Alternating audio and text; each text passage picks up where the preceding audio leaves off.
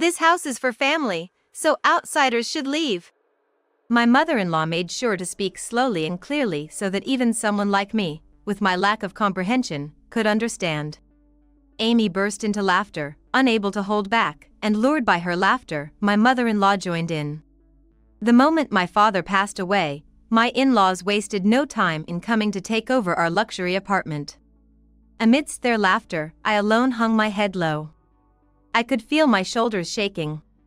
Perhaps feeling pity for my miserable state, Ken spoke to me gently. "Come on, don't be so down. You've done your part for your dad. You have no regrets left, right? Now, it's my turn to do my part for our parents." I held back my emotions with all my might, my shoulders heaving. But I couldn't take it anymore. Suddenly lifting my head, I burst out laughing so hard that I had to clutch my stomach. I wiped away a tear from the corner of my eye. Their arrogant assumption that they had done me a favor was revolting. Thinking of how they had been laughing behind my back while deceiving me and my father made my blood boil. I'm going to ruin their joyous plans. My name is Kathy Johnson, 53 years old. My only daughter, Emily, graduated from college this year and found a good job. With her growing up and leaving home, I felt a weight lifted off my shoulders. I thought I would feel at ease, but it seems I'm still not ready to let go, always worrying about Emily living alone in the city. It's been 6 months since she started her job and she hasn't come home even once. I wonder if Emily is eating properly. I let out my concern inadvertently while having dinner with my husband. Eating Emily's favorite beef and potatoes. Her face came to my mind as we ate. She's new at her job, so I get that she's busy. But I wish I could cook her a nutritious meal. Across the table was my husband, Ken. But Ken didn't even look at me. He ate, with his eyes glued to the smartphone in his left hand. Not focusing on his meal, spilling gravy all over the table and chewing loudly. "Hey, Ken?" As always, Ken didn't respond. My concerns, turned into a soliloquy, were pushed back into my heart. When was the last time Ken and I had a proper conversation? I never imagined our marriage would turn into one with so little communication. I met Ken 23 years ago. When I was nearing 30, a friend introduced me to him. He was well educated and had a good job at a major company. I was nervous, but his kind and confident smile stole my heart instantly. Our relationship began. Every date was like something out of a magazine, with stylish cafes and beautiful nighttime views. He always planned everything perfectly.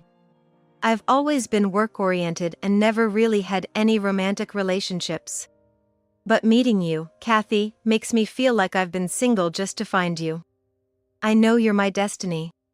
Even cheesy lines like that sounded good coming from him with his handsome features. He was like a prince, always expressing his love for me. But I was no princess. I was just an average office worker.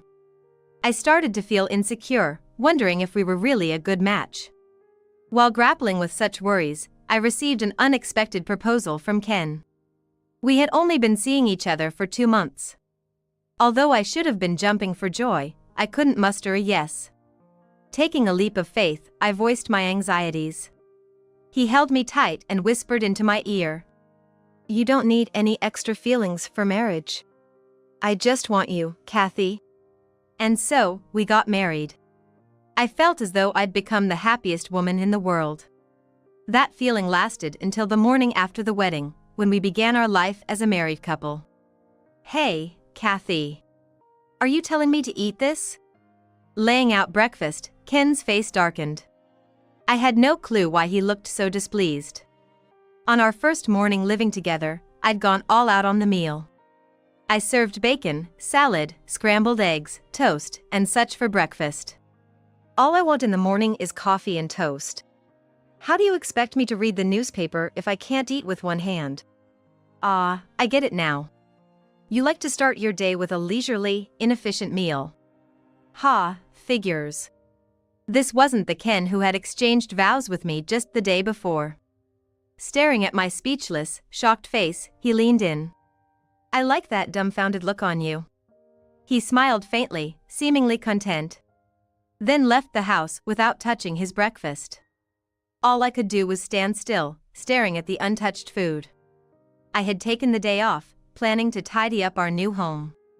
But after this morning's blow, both my body and mind refused to cooperate. Around 9 a.m., the doorbell rang. The moment I opened the door, my mother-in-law and sister-in-law, Amy, entered without even greeting me. "Ah, Kathy. I heard you tried to butter Ken up with that breakfast this morning. Too bad. Ken isn't some simpleton who'll bend to your will if you feed him," my mother-in-law declared breathlessly. Ken had his usual bread at home before heading to work. How pitiable, considering you're newlyweds. Amy sneered with glee.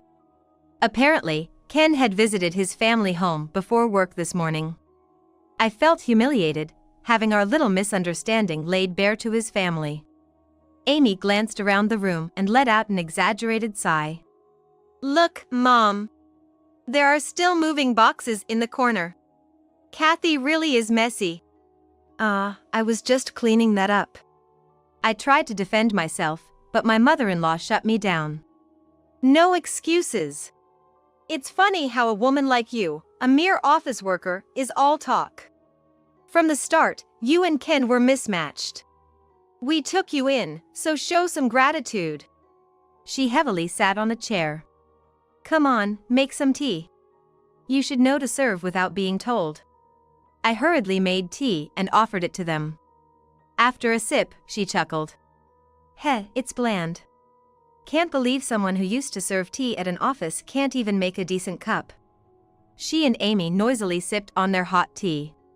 I wonder if Ken is really okay with someone like her. Well, she's probably just right for him as a wife. For some reason, Ken seems to like Kathy. While their cryptic words niggled at me, I couldn't say a thing in front of my husband's family. Amy, for all her comments, was a single homebody obsessed with pop idols. She'd just recently quit her part-time job at a supermarket. She had no place judging me. But my dream of a sweet honeymoon period was shattered. My husband looked down on me, and my mother-in-law and Amy would frequently make sarcastic remarks. This wasn't what I had signed up for. Though troubled, I couldn't imagine suggesting a divorce right after marriage. Then, 6 months later, I became pregnant and gave birth to Emily. After that, the overt snide remarks from my in-laws decreased. It's not that they suddenly had a change of heart or didn't want to criticize me in front of a young child. They simply became obsessed with popular TV shows from Korea.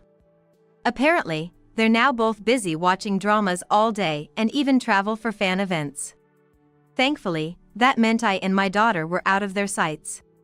While I wished Emily could experience more love from her grandmother, the distance helped maintain some semblance of peace in our household.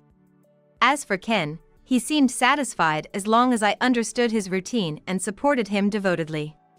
Time flew, and before I realized it, we had been married for 23 years.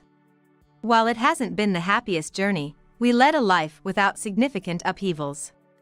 I thought our days would just pass by quietly, without any major events. However, an unbelievable statement came from Ken's mouth. "Should we move in together?" It had been a while since I heard Ken's voice, and for a moment, I wondered if I was hearing things. What? I could feel the color draining from my face. With his mom? But that wasn't it. "Your father, he's rebuilding his house, right? I thought we could move in together while he's at it," Ken explained. Actually, a few days ago, I'd talked to Ken about my father's living situation. He seemed indifferent at the time, but it appears he was listening.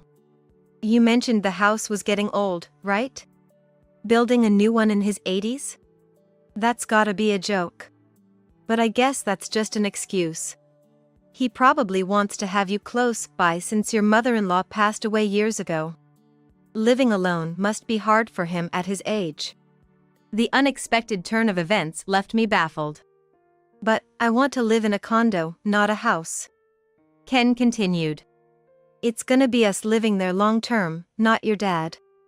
So, in exchange for moving in together, I'd like this one little indulgence."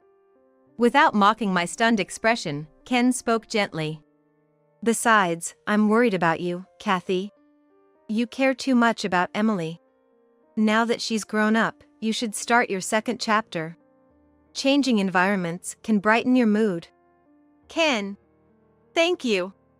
I realized that behind his stoic demeanor, he genuinely cared for me. Tears welled up in my eyes. I immediately discussed the idea of living together with my father, who was overjoyed. Once we decided, Ken acted quickly. He seemed to have already picked out a brand new high-rise condo. I was surprised. No matter how good Ken's job at a big corporation was, affording a high-rise was astonishing. I wasn't privy to our financial situation, only receiving a monthly allowance, but when I checked the condo's selling price, I felt dizzy. Emily has moved out. Why stay in a family-oriented condo? This is gonna be our forever home. We can splurge a little. Ken reasoned. Unbeknownst to me, the discussions with my father had advanced, and he had already given his consent. Though I felt some anxiety, living in the high-rise turned out to be extremely comfortable. It seemed the start of a happy second chapter in our lives. However, my relationship with Ken deteriorated. We had some conversation leading up to purchasing the condo, but he reverted to his unresponsive ways. Plus, he was seldom at home due to frequent late nights and business trips. Maybe Ken doesn't feel relaxed at home with your dad around. My father speculated, looking dejected. He had become more withdrawn and seemed less lively. Dad, what about the social dance and karaoke groups you used to attend? You haven't been since we moved, right? I quit those. He replied. Why? Well, just because. Being with you is enough for me. With his hobbies gone, I watched my father deteriorate rapidly. Though I encouraged him to go out, he'd only go for late-night walks. And just a year after moving in together, he was hospitalized.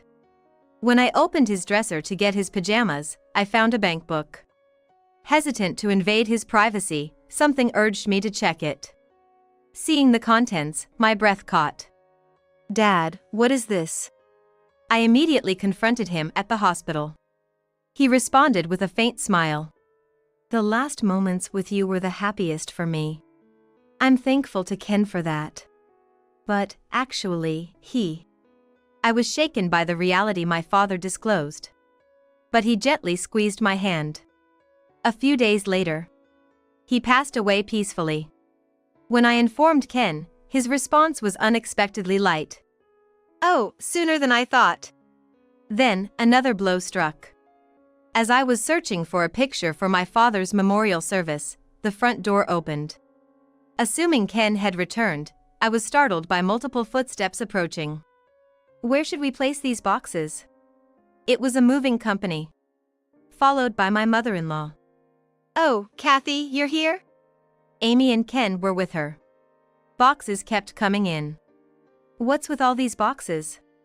I asked in surprise. You can't tell? Maybe those office jobs really don't require brains. Amy and I are moving in, my mother-in-law declared. Amy and her mother exchanged glances and smirked. Seemingly on purpose, Amy said, My condolences on your loss.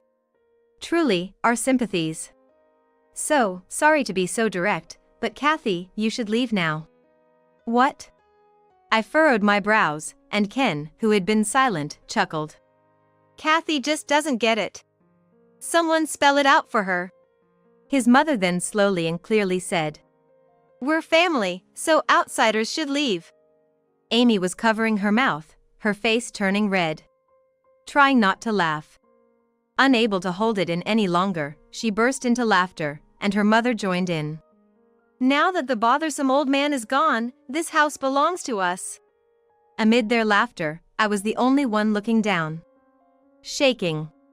Seeing my misery, Ken gently said, Hey, don't be so down. You've done your part for your father. Nothing left to regret. Now it's my turn to do mine. Maybe you can go to Emily's place.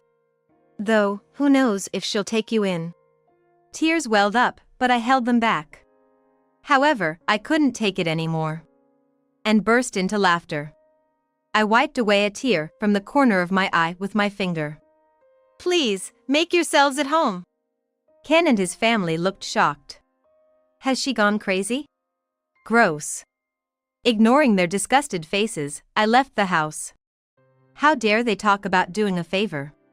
When I think about how they were laughing behind our backs, I boil with anger. I will ruin their plan, which was to celebrate my father's absence. For now, I left them be and finished the funeral without any issues. Of course, without his in-laws. After my father's send-off, my revenge began. I stayed in a business hotel for a while. And on the following Sunday, I headed straight to that condo. With my keys, I opened the door and let in a group of movers. Relaxed in her stretched-out pajamas, Amy screamed in surprise. Ken and his mother looked up, puzzled. The movers, professionally, started packing everything into boxes. Sorry to disturb you, I'm here to pick up my things. His mother was about to nod in agreement, but then snapped. How rude of you to come without notice. Didn't you guys move in without telling me? Amy and her mother, furious. Ken was the first to realize something was off. Hey, don't touch our stuff. Ken yelled at the movers, who were diligently doing their job. Not only were they packing my stuff, but they had also begun packing the furniture and appliances. Seeing the movers' momentary confusion and pause, I urged him to continue. Sorry, please don't mind. These are my things, so please take them to my new place. And, could you move those other items to the storage unit? Both parties nodded and proceeded to clear out everything from the house. What the heck are you doing? The real question is, what were you guys thinking? Amid the hustle and bustle of the moving company, a man in a suit appeared. He's from the real estate agency. He's here for an appraisal today. Appraisal. Ken was so bewildered he couldn't even accept the business card the man was offering. Oh, don't you get it? Maybe you're not that bright, Ken. I'm gonna sell this condo. Ken, his mother, and Amy all stared in shock. Their dumbfounded expressions made me want to burst out laughing. Why are you all so surprised? This was my dad's place. He bought it. You guys have no rights here. In contrast to my calm demeanor, his mother clung to Ken, asking, What's this all about? Didn't you just have Kathy's dad pay the down payment for the condo? It seemed that they conveniently told her that my dad had only chipped in a little bit. Instead of the silent Ken, I explained. I thought Ken was kind, suggesting we live together with my dad. But no, you were after my dad's money. Without my knowledge, Ken had persuaded my dad to buy the condo. That was the condition for living together. He had depleted all of my dad's savings to buy the condo. So, what? It's better for an old man nearing his end to buy a condo for us than to waste money building a house. It's the right use of money. Kathy was able to show her gratitude to her dad, so don't complain. Yes, I'm thankful I got to spend the end with him. There you go. The smug look on Ken's face was infuriating. Thinking of my dad's bankbook tightened my chest. First, it was emptied for the condo purchase. Then, every time his pension came in, it was immediately withdrawn. My dad stopped going out for his hobbies because he had no money. You even took his pension as your living expenses, Ken. How greedy can you be? Ken had treated my father like an ATM. Unable to meet my direct gaze, he looked away. But now, I'm glad my dad bought this place. Being his only daughter, I inherited it and can sell it off. If you had contributed even $10,000 to it and co-owned it, things would have been complicated. And, what was it? Strangers, get out? Don't make me laugh. The ones leaving are you guys. Trying to defend her defeated son, his mother chimed in. All right. We're sorry. Our son's at fault. Are you satisfied now? Sorry for using the money from your beloved father. But he's gone. Why should Ken be blamed for a man who's no longer here? Kathy, you're so persistent. Amy, seeing the situation wasn't in their favor, tried to sweet-talk me. Huh? Who said we're strangers? Maybe it's your misunderstanding? Stop the weird jokes. We're family. We came because we were worried you'd be lonely without your dad. Let's live happily together, okay? After trying to throw me out, they now claim we're family. I wasn't even mad, just astounded. What do you think, Ken? Am I a stranger to you? Want a divorce? Ken replied in a feeble voice. No, I'd never want a divorce. I love only you, Kathy. It's mean to talk about selling the house. The Ken who once looked down on me was nowhere to be found. Seeing him so timid and pitiful, I wondered why I had been so considerate of him. You saying you love me? That's a laugh. You just want to keep me around now that I've inherited the house. No, I truly love you, Kathy. Stop it. Makes me sick. You're cheating on me, and you have the nerve? Then, I slammed down several photos on the table. Pictures of Ken getting cozy with another woman and entering a hotel together. He couldn't deny it. How did you get these? In his panic, Ken crumpled the photos. My dad gave these to me. That old coot did. Seems like my dad had his doubts about you since you hardly came home and kept asking for money. I was surprised, always trusting you. Guess I became numb to your odd behavior over the years. I don't know how long you've been cheating, but it means the time I spent with you was wasted. That hurts. My dad, unskilled with his cell phone camera, had taken several shots of Ken's infidelity. While debating whether or not to tell me, under the guise of evening walks, he had collected all the evidence. And right before he passed, he finally spilled the beans about this and the financial issues. We should get a divorce. But, Kathy! I cut off Ken's words. You think you have a say? He gritted his teeth in frustration. His mother clung to his arm, whispering sharply.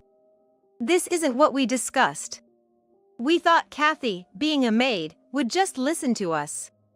I realized, from her words, I was just chosen as a wife because I'd be a good housemaid. That's why their attitudes turned cold after marriage. Upon realizing my dad had more money than expected, they took advantage of him too. A maid should just nod and obey her husband. What's with this rebellious attitude? You used to be so timid. Now, with a bit of age, you think you're smart? This is marital fraud. Ken was deceived. His mother cried on Ken's chest. Even though revealing more would crush his already devastated mother, I couldn't stay silent. You keep calling me a tea-serving maid, but what era are you living in? Maybe decades ago, but now it's the 2020s. If you keep using such outdated terms, you're just broadcasting how out of touch you are. Quite embarrassing. You cheeky woman! His mother still had some bark left in her. For some reason, Ken shouted with tears in his eyes. Yeah, you'd be nothing without me. He trembled slightly, resembling a chihuahua picking a fight. Ken, you know I work too, right? Rents for family apartments were high and there were expenses for Emily's education. Maybe back then, I couldn't live comfortably on my salary alone. But a tear slid down Ken's cheek. Not paying any mind, I continued. I earn enough for my own living expenses now. Balancing work and raising a child was tough, but I'm glad I continued working. Thank you, Ken, for the time we had. Goodbye. His mother glared at me as if I were a demon. Amy shouted, letting out her true feelings. A wife shouldn't have thoughts, rights, or money. It's perfect if she's just a bit dull.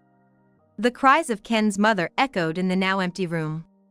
Amy collapsed on the spot, while Ken just looked up to the heavens. Though there were some struggles afterwards, the sale of the house and the divorce from Ken eventually went through. When I demanded a division of property, Ken reluctantly confessed.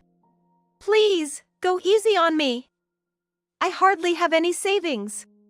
He not only squandered his money but, in fact, his salary was pretty low to begin with. I doubted it because Ken, with his impressive education, worked for a major company, so it didn't make sense. But in reality, Even past the age of 50, he didn't hold any significant position and wasn't entrusted with any major tasks, so he didn't have to work overtime. His take-home pay was barely different from the fresh-out-of-college youngsters. Of course, all those times he claimed he was working late or on business trips were lies. He was cheating. No wonder he looked so pitiful when I talked about work and money. I couldn't help but laugh, thinking that maybe Ken, in this modern age, was just doing menial tasks like fetching coffee and making copies at his prestigious company. Just 3 months after the divorce, Ken approached me wanting to get back together, which shocked me. Kathy, can we start over? Ken, who was always so proud of working for a big company, apparently had to move into a cheap 2-bedroom apartment with his mother and Amy after the divorce. His mother and Amy, who were hoping to leech off high-earning Ken, were astounded to discover his meager earnings. They had frequent arguments in their thin-walled apartment, and eventually, Ken left them behind. Apparently, he even quit his job because he felt unappreciated. After having his pride severely damaged, Ken tried to start a second life with his mistress, but as an unemployed, penniless older guy. He was quickly dumped and found himself returning to me. It's astounding how Ken doesn't understand his own position. There was never a future for Ken and his mistress from the start. Why would I ever give us another shot? I firmly declined. A downcast Ken left quietly, but he soon caused more trouble. I'm broke. Can you help? Or, lend me some money, please? His mother and Amy came begging. It seems Ken, with nowhere else to go, returned to them. And now, he's arrogantly flaunting around, saying I'm an elite, and spending his nights out, burning through cash. Their debts soared quickly, but Ken didn't care. His mother and Amy, who weren't used to work, had to start part-time jobs, but it was like a drop in the bucket. I can't lend money to strangers. I turned them away, of course. If they were a normal family, I might have considered helping them in their time of need. But they were the ones who cast me aside as a stranger. I had played the part of the perfect wife for too long. Now divorced, living a life where I don't have to cater to anyone is liberating. And since I live alone in a small apartment, Emily often visits, so I don't feel lonely. She seems happier now, without her arrogant father and downcast mother around. Mom, you've changed. Really? Maybe your grandpa was watching over me, and that gave me the courage to change. Handing over some freshly made beef and potato stew to Emily, her eyes lit up. Yes! I love your beef and potato stew. Taking a bite, Emily looked blissful. It's wonderful to have someone who truly values you. It brings so much vitality to life. I want to change even more. I want to become strong enough to protect the people I care about, especially Emily. Don't worry, I won't change the taste of the beef and potato stew. I murmured, and Emily tilted her head curiously. I hope these peaceful moments last forever.